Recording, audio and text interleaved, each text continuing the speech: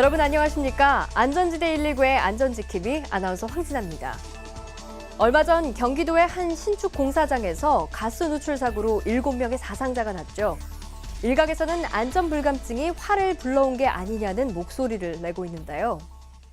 이처럼 안전사고가 끊이지 않고 있는 요즘 5월 가정의 달을 맞아 전국 각지에서 다양한 안전체험 행사가 열려 눈길을 끌고 있습니다. 경북 칠곡소방서에서는 가족안전 119 체험 행사를 개최하는가 하면 인천항에서는 선박 또는 해상에서의 비상 상황에 대한 대처 능력과 안전의식을 높이기 위해 해상안전 체험 공간을 운영한다고 밝혔는데요. 체험관에서는 한국해양소년단과 한국잠수협회 등의 도움을 받아 심폐소생술, 응급처치술 등을 전문적으로 배울 수 있다고 합니다. 아울러 서울시에서는 어르신들의 교통사고를 줄이기 위해 교통안전 체험버스를 운영한다고 밝혔는데요. 현재 경찰과 교통안전지도사가 실제 어르신 교통사고 사례와 사고 예방법에 대해 터치형 멀티스크린으로 교육한다고 합니다. 교통안전 체험버스, 형식적인 교육이 아니라 실제 교통사고를 줄이는데 얼마나 기여할 수 있을지 기대가 됩니다. 안전사고가 없어지는 그날까지 이런 행사와 교육들이 단발성에 그치지 않고 더욱 체계적으로 이루어지길 바랍니다. 예기치 못한 순간 우리의 안전을 위협하는 여러 위험으로부터 여러분을 지켜드릴 안전지대 119. 안전지대 119는 우리가 사는 세상의 모든 불안전지대를 안전지대로 만들기 위해 언제든 어디든 긴급 출동하겠습니다. 오늘 소개할 안전이 필요한 곳입니다.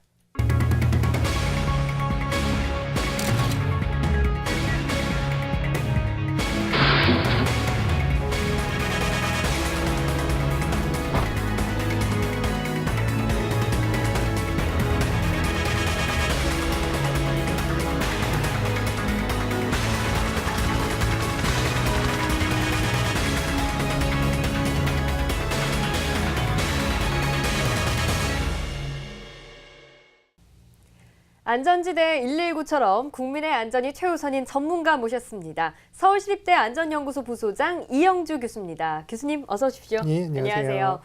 교수님 얼마 전에 서울의 한 아파트에서 또 화재 사고가 일어났어요. 끊이지 않는 아파트 다세대 주택 화재 어떻게 보고 계시나요? 네, 사실 아파트나 다세대 주택은 뭐 특별한 원인이 있다기보다는요, 대부분 우리의 부주의에 의해서 일어나는 화재가 대부분이거든요. 네. 가스레인지에 불을 켜놓고 외출을 한다든지, 혹은 또 초를 켜놓고 잠이 들다든지 이런 다양하고 아주 사소한 이유들이 대부분입니다. 맞습니다. 요즘 아파트나 주택에서 화재가 상당히 빈번하게 일어나고 있는데요. 한순간의 방심과 부주의로 인해 우리의 안전과 생명을 위협당하는 일이 없도록 위험천만한 불안전지대들을 속속들이 점검해 보겠습니다. 먼저 인구 밀집 지역 화재 현장으로 긴급 출동합니다. 오전 10시 39분 관악구에 있는 아파트에서 화재가 발생했습니다. 아파트 13층 베란다에서 뿜어져 나오는 매캐한 연기가 하늘을 뒤덮고 있습니다. 연기는 순식간에 위층까지 덮치고 마는데요. 신고를 받고 출동한 119 소방대원들이 빠르게 진화에 나섰습니다. 주민들과 소방대원들의 신속한 대처로 불은 다행히 인명피해 없이 약 10분 만에 꺼졌는데요. 자칫 큰 피해로 이어질 뻔한 아파트 화재 사고의 정확한 화재 원인을 위해 경찰과 소방당국은 정밀 조사에 나섰습니다.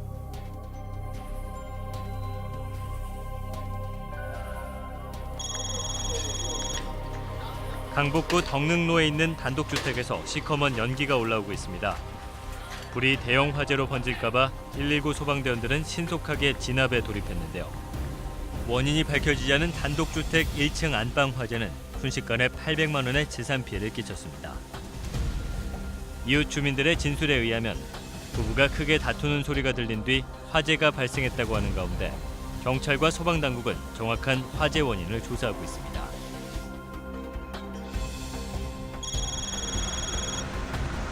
밤 9시가 넘은 시각, 조금 전까지만 해도 평화롭기만 하던 언덕집에서 갑자기 불길이 치솟아 주민들이 어찌할 바를 몰라합니다. 길게 피어오르는 불꽃 못지않게 연기 또한 119 소방대원들의 시야 확보를 어렵게 해 화재 진압을 더디게 하고 있는데요. 집주인의 말에 따르면 부엌 천장에서 전기 스파크가 튄 것을 발견하고 급한 마음에 수돗물을 끼얹어 끓여다가 불이 더 크게 번졌다고 하는데요. 불은 냉장고, 컴퓨터, 침대 등 가재 도구를 태우고 인명피해 없이 25분 만에 꺼졌습니다. 교수님, 이 앞서 아파트 다세대 주택 등 인구 밀집 지역 화재였는데요. 이외에도 대표적인 인구 밀집 지역인 도시형 생활주택에서도 화재가 끊이지 않고 있습니다. 이유가 뭘까요? 네, 올해 1월에 발생한 그 의정부 화재에 이 도시형 생활주택의 어떤 문제점이 집중적으로 부각이 됐었는데요. 네. 이는 이제 도시형 생활주택만의 문제라고 보기엔 좀 어렵고요. 상업지구 내에 있는 건물 대부분이 이런 동일한 문제점을 갖고 있습니다. 도시형 생활주택을 포함해서 상업지구 내에 있는 건물들은요, 대부분 이제 좁은 간격으로 인해서 화재가 발생했을 때 주변 건물로 화재가 확산될 가능성이 굉장히 높고요. 또 주차장도 굉장히 부족해요. 그래서 건물의 이면도로 등에 뭐 2중, 3중으로 불법 주차를 해서 소방차의 접근이 아예 어렵거나 아니면 접근한다 하더라도 굉장히 시간이 많이 걸리는 이런 애로사항이 있습니다. 불을 빨리 꺼야 되는데 이렇게 되면 화재를 더 키울 수밖에 없는 상황이네요. 그런데 아파트에서 만약에 화재가 발생했을 때 우리가 어떤 식으로 대처를 할 수가 있을까요? 네, 화재가 발생한 층이 본인들이 주거하는 층보다 위쪽이라고 하면은요, 피난 계단을 이용해서 신속히 1층으로 내려와서요, 건물 바깥으로 대피하시면 되고요. 네. 또 내가 살고 있는 층보다 아래층에서 화재가 발생한 경우라면요, 우선 계단실에 연기가 차 있는지 이걸 확인하시는 게 굉장히 중요한데요. 네. 계단실에 연기가 없는 상황이라고 그러면요, 젖은 수건으로 코와 입을 막은 다음에요, 낮은 자세로 신속하게 피난하시면 되겠습니다. 어느 층에 불이 났느냐에 따라서 달라질 수가 네, 있네요. 맞습니다.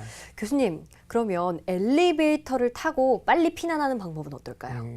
엘리베이터 같은 경우에는요, 화재 시에 엘리베이터가 이제 오르내리는 통로, 이걸 이제 엘리베이터 샤프트라고 하는데요. 네. 이것을 통해서 화염이나 연기가 바로 위층으로 이렇게 지나다니는 통로가 될 수 있거든요. 그래서 더 위험해요. 그래서 엘리베이터는 절대 타시면 안 되고요. 피난 계단을 이용해서 꼭 피난하셔야 된다는 점을 명심하시기 바랍니다. 네. 여기에 또 하나 더 하면요, 화재 시에 대비해서요, 평상시에는 아파트에 있는 방화문들은 꼭 닫아두시는 것을 생활화하셔야 됩니다. 네. 한순간의 부주의와 안전 불감증으로 소중한 보금자리를 잃는 것도 모자라 생명까지 위협받는 일이 없도록 각별히 주의해야겠습니다. 1초의 방심도 허용되지 않는 곳, 바로 차들이 쌩쌩 달리는 도로 위죠. 날벼락 같은 추돌 사고로 인해 차 안에 갇히고 미끄러짐이 추락으로 이어져 위험에 처하는 상황이 속출했습니다. 그 현장으로 지금 긴급 출동합니다.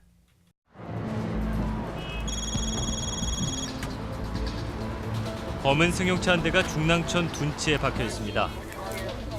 지난 26일 동부간선 도로에서 의정부 방향으로 가던 승용차가 가드레일을 들이받은 사고인데요. 이 사고로 승용차에 타고 있던 일가족 5명이 찰과상 등 부상을 입었습니다.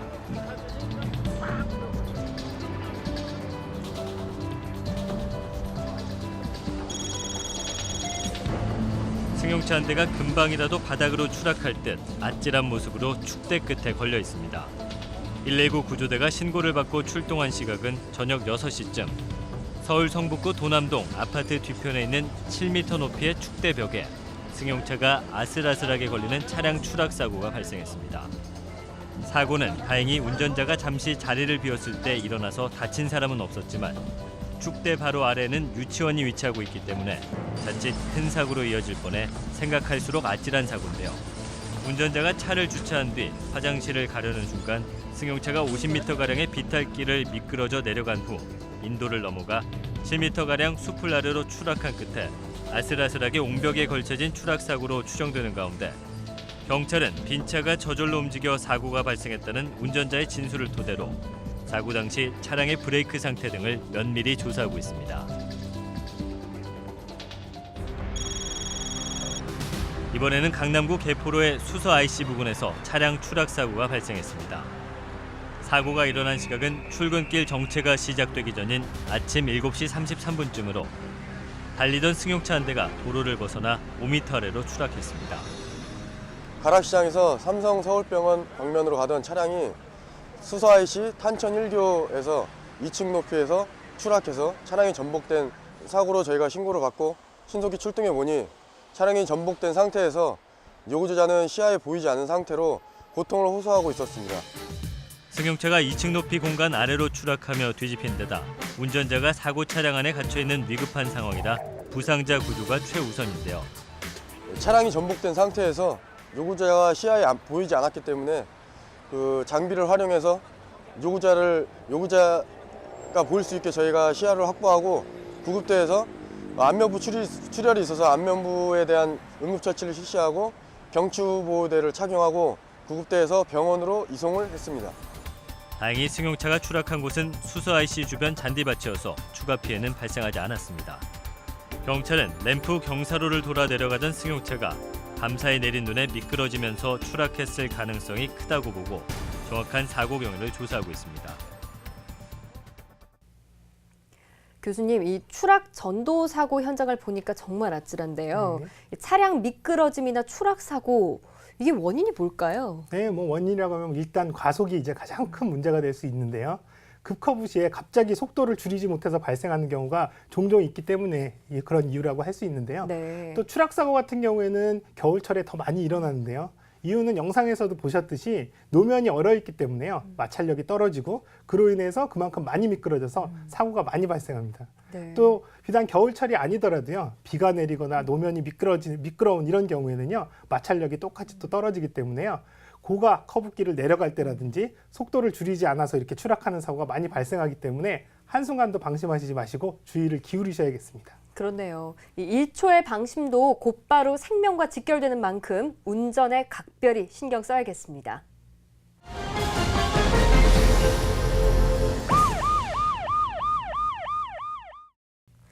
얼마 전 대치동의 한 학원에서 화재가 발생했는데요. 학생들이 많이 몰려있는 곳인 만큼 큰 피해로 이어질 수 있는 위험한 상황이었습니다. 심심치 않게 일어나고 있는 학원 고시원가 화재 현장으로 긴급 출동합니다. 지난 22일 오후 5시 26분쯤 서울 강남구 대치동에 있는 4층짜리 학원 건물에서 원인 모를 화재가 발생했습니다. 빌딩 창밖으로 검은 연기가 쉴 새 없이 나오고 있습니다. 신고를 받고 출동한 소방당국은 20여 분 만에 큰 불을 잡았는데요. 이 불로 학원에 있던 45살 남성이 연기를 마시고 화상을 입어 병원으로 옮겨졌습니다. 다행히 건물 안에 학생이 없었고 불이 처음 시작된 4층 논술학원에 있던 학원 관계자도 미리 대피해 더 이상 다친 사람은 없었던 것으로 파악됐습니다. 서울 강동구 암사동의 고시원에서 화재가 발생해 20명이 긴급 대피하는 소동이 벌어졌습니다. 소방당국에 따르면 밤 11시 5분쯤 암사동의 한 고시원 6층 방 안에서 불이 나 침대와 냉장고, TV 등을 태우고 370만 원의 재산 피해를 냈지만 다행히 인명피해는 없는 것으로 알려졌습니다.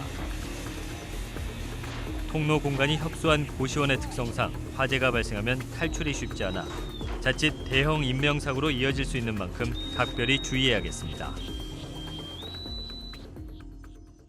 교수님, 이 학원이나 고시원이 밀집되어 있는 곳에 화재가 더 자주 일어나는 원인 뭘까요? 네, 제가 자주 언급을 하고 있는데요. 학원이나 고시원이 밀집되어 있는 곳은요. 많은 사람들이 밀집돼서 이용을 하고 있고요. 또 소방시설이 대부분 미비한 곳이 많습니다. 네. 그렇다 보니까 화재가 발생하면 많은 피해가 발생할 수밖에 없습니다. 이런 취약한 점들 중에 불에 취약한 건축 재료를 사용하는 이유도 그 하나인데요. 이러한 이유로 국민안전처에서는 불에 타지 않는 외벽 마감재를 사용하도록 하는 등의 건축 기준을 강화하고 나섰는데요. 네. 앞으로 이제 드라이비트 공법으로 짓는 건축물의 외부 마감 재료는요, 대부분 대리석 같은 불연재나 또 석고보드 같은 준불연재를 쓰도록 의무화하는 방안을 추진하기로 했죠. 잘 됐네요. 네, 또 고시텔 같은 경우에는요, 복도 바닥이나 벽은 화재 예방하기 위해서 불연 재료로 마감을 하게끔 이렇게 되고요. 또 시공하는 층이 5층 이상인 경우에는요, 비상시에 실내에서 옥상을 통하는 비상계단을 반드시 설치해야 합니다. 네, 그렇군요. 사실 이 건축법도 건축법이지만 많은 사람들이 함께 사용하고 거주하는 곳인 만큼 개개인이 안전에 더욱 신경을 써야겠습니다. 예기치 못한 사고, 누구라도 그 피해 당사자가 될 수 있습니다. 그저 철저한 예방만이 나와 이웃의 안전을 지키는 최고의 대비 책임을 절대 잊지 말아야겠습니다.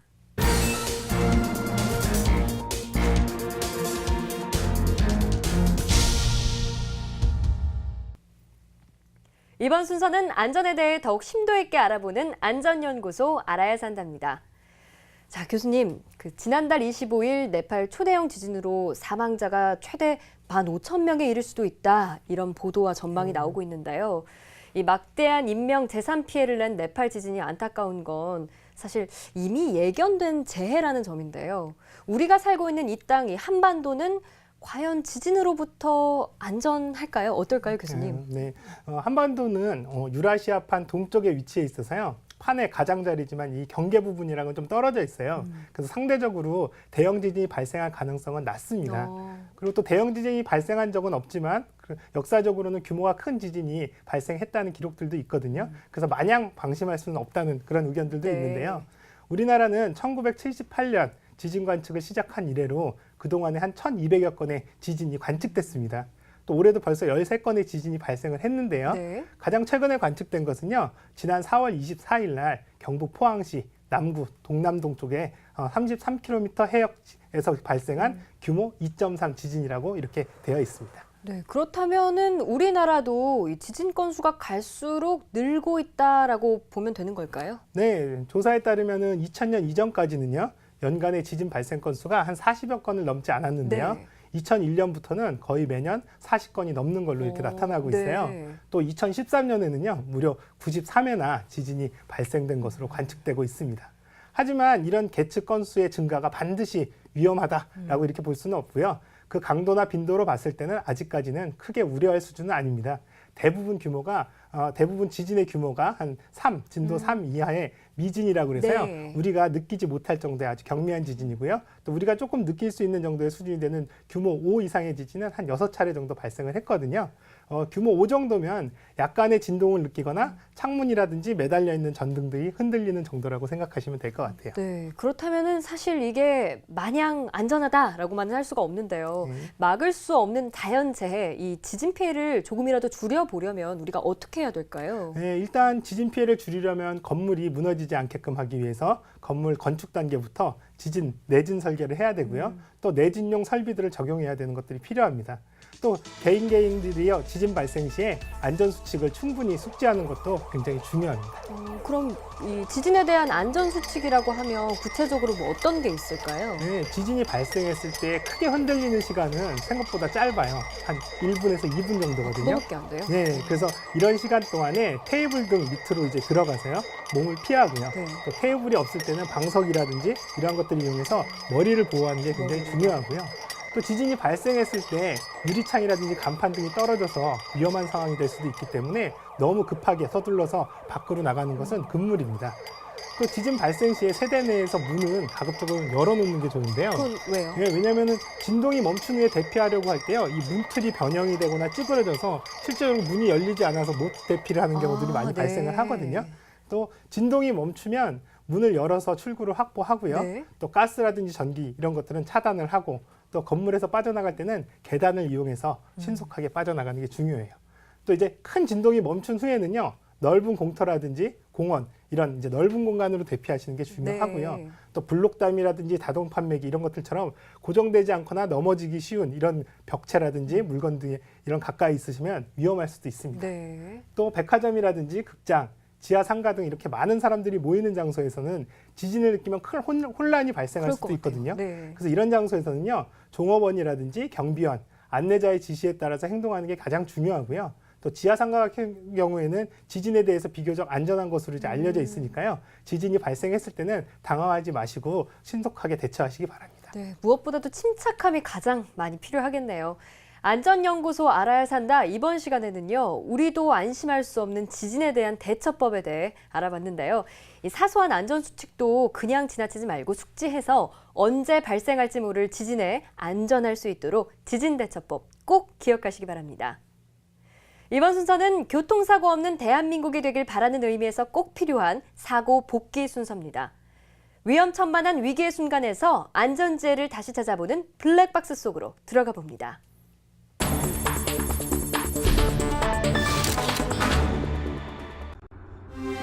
평화롭게 달려가는 도로인데요. 이게 뭡니까? 갑자기 덮쳐오는 도로 위 낙하물. 사고 유발 도로 위 깜짝 돌발 폭탄입니다.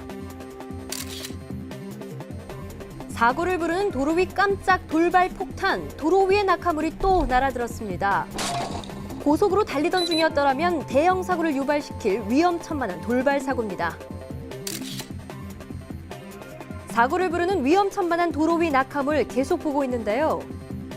앞차가 간신히 피해간 도로 위의 낙하물을 뒷차도 따라서 피하려다가 아이쿠 중앙분리대를 들이받고 맙니다. 2차, 3차 사고까지 우려되는 위험한 상황입니다. 아무 일도 없을 것 같은 평화롭게만 보이는 교차로입니다. 근데 이게 웬일? 눈 깜짝할 사이에 벌어진 과속이 부른 무시무시한 충돌 사고입니다. 교차로에선 모든 차가 감속해야 한다는 교통상식을 무시한 과속운전이 부른 대형 사고입니다.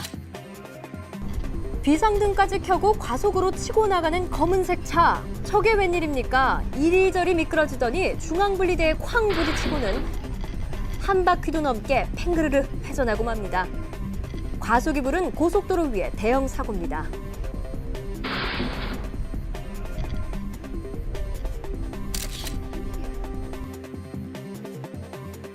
항상 감속 운전해야 하는 빗길 도로입니다.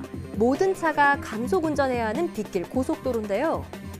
오른쪽 대형 트럭, 덩치만 믿고 과속을 굽히지 않고 앞서 나가다가 어이쿠! 쓰러지고 맙니다. 빗길에 미끄러지는 건 덩치하고 전혀 상관없다는 사실 깜빡하셨나 봅니다. 어느 차라도 과속이 허가된 차량은 세상에 없는데요. 사고 현장에 먼저 도착하려고 과속 질주하는 레카차. 충돌하고 맙니다. 사고차 구하러 달려가다가 자기가 먼저 사고차 되고 맙니다. 안타깝기 짝이 없는 과속사고입니다. 다른 차들을 훨씬 앞지르며 총알같이 달려나가는 마티즈 차량. 하지만 속도를 이기지 못하고 핸들을 꺾어 왼쪽으로 달려나가다가 꽝! 버스와 정면으로 충돌하고 맙니다. 운전자의 안위가 크게 걱정되는 과속 충돌 사고입니다. 신호가 바뀌자마자 1차선으로 고개 운전하며 치고 나가는 오토바이. 어이쿠! 경찰 코앞에서 사고를 내고 맙니다. 빨리빨리 가려고 하는 조급함은 자동차냐 오토바이냐 차종을 가리지 않고 도로 위 경계 1호 금기사항입니다.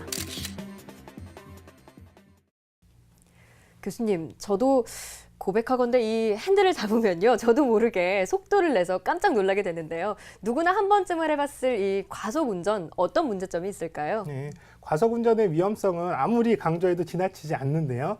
실제로 실험을 해보면요. 과속운전을 하거나 끼어들기를 막 여기저기 해서 가는 것이나 정속운전을 해서 가는 거나 별로 그렇게 큰 차이가 없다고 그럽니다. 그래요? 그래서 우리가 과속운전해서 빨리 갈 수 있는 거는 죽음으로 이르는 길, 이것밖에 없다라는 거 꼭 명심하시기 바랍니다. 네, 절대 과속은 하지 말아야겠습니다. 네. 이 추월을 거듭하면서 그리고 먼저 치고 나간 차들이 거의 다 뭐 휴게소에서 만난다 이런 얘기들도 네, 인터넷에서 맞습니다. 많이 봤는데요. 네, 그래서 과속은 사고 또 죽음에 달려가는 속도라고 보시면 될 것 같아요. 네, 잊지 말아야겠습니다. 사고를 복귀하고 재난에 대한 정보를 서로 나눠 대한민국 모든 곳을 안전지대로 만들어갈 안전지대 119. 여러분의 안전에 대한 소중한 지혜와 블랙박스 영상 제보를 기다립니다. 여러분, 무너진 땅 네팔에서도 희망의 싹은 속속 피어나고 있습니다.